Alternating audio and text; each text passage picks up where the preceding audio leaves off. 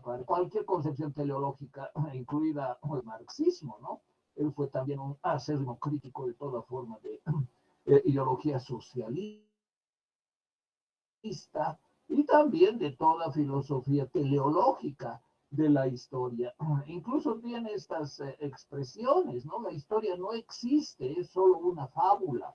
Es decir, la historia como escritura de ustedes, de los profesionales de la disciplina, no existe, solo escriben fábulas, solo expresa pulsiones de ideología, desecha toda concepción de esperanza, de fe y de argumentación teleológica. Y bueno, la genealogía es la que hemos tratado al estudiar, por ejemplo, a Foucault, que habla más del enfoque que debería tener el genealogista para tratar los temas vinculados no tanto a un trabajo académico, por decir así, impoluto, asexuado, sino reconociendo que hay pulsiones de poder, que hay algunas situaciones subjetivas que orientan el trabajo y que también se realizan en el mundo académico. Entonces, esa característica tiene la genealogía, como hemos visto en la primera parte de la asignatura. Pero además es interesante entender, por ejemplo, cómo se dan las oscilaciones en una concepción de la historia como círculo de círculos que se repiten como si estuviesen enanillados. En lo que ha expuesto su compañero, por ejemplo, la primera etapa analizada filológicamente por Nietzsche, ¿no? Son varias lenguas que él analiza en que en los albores de la humanidad, las distintas culturas habrían constituido un universo semántico en el que varias palabras estarían relacionadas y los buenos eran los poderosos y los buenos eran los rubios, la bestia rubia, dice en la genealogía de la moral, ¿no?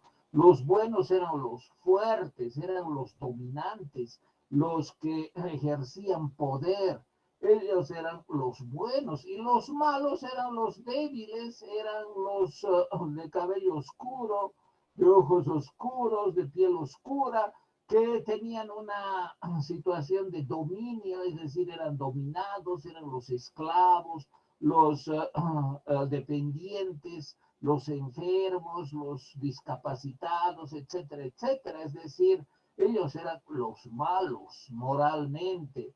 Y eso cambió efectivamente con el cristianismo, con el judaísmo primero y después con el cristianismo, y se dio lo que se llama la transmutación de valores, que consiste en que lo que lingüísticamente antes estaba asociado con el bueno moralmente y el malo moralmente se invirtió, por ejemplo, con el Sermón de la Montaña del Nuevo Testamento, ¿no? En que resulta que los buenos son los débiles, los buenos son los sometidos, los buenos son los explotados, los pobres, los miserables, los incapaces, los que sufren en la vida, y malos son los poderosos, los ricos, los que tienen cualquier tipo de poder.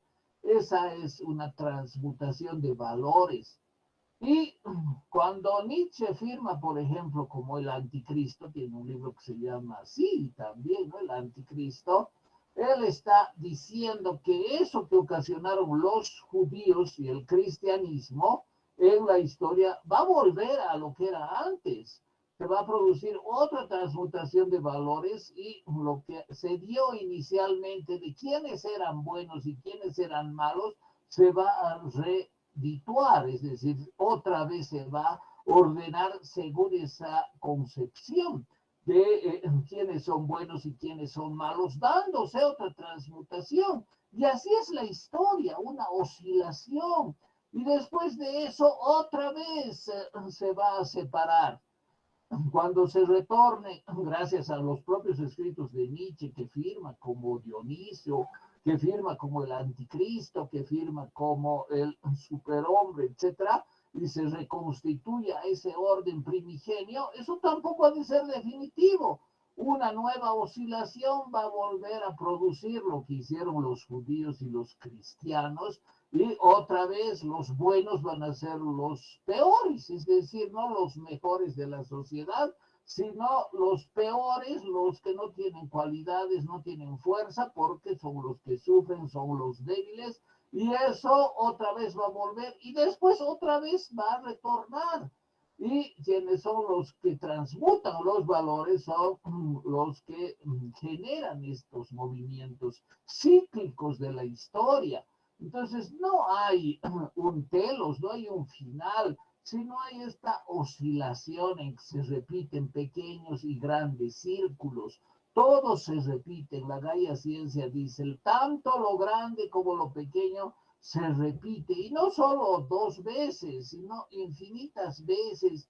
Y las repeticiones son azarosas. Después se vuelve a otro círculo en que se repiten otras pequeñas características de lo que sucedió y después otras mayores y así sucesivamente, sin sentido, sin telos y simplemente con el azar de la repetición.